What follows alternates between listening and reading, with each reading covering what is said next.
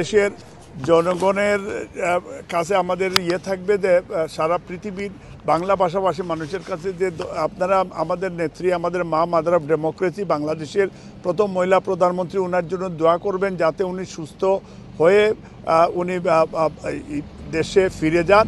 এবং এটা ইনশাল্লাহ আমরা হোপ ফর বেস্ট, এবং উনি ফিরেও যাবেন ইনশাল্লাহ।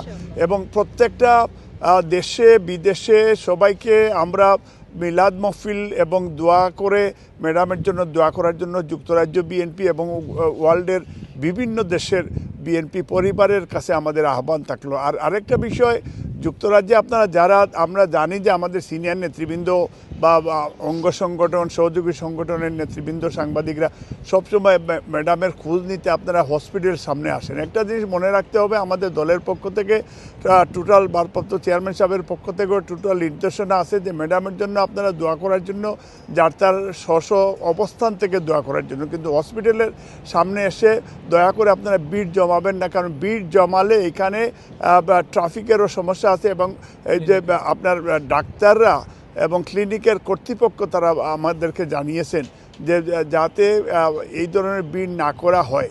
তাহলে এই দলের নির্দেশ আপনাদের প্রতি থাকলো যে আপনারা দয়া করে এখানে অযথা ভিড় জমানোর কোনো দরকার নেই। ধন্যবাদ।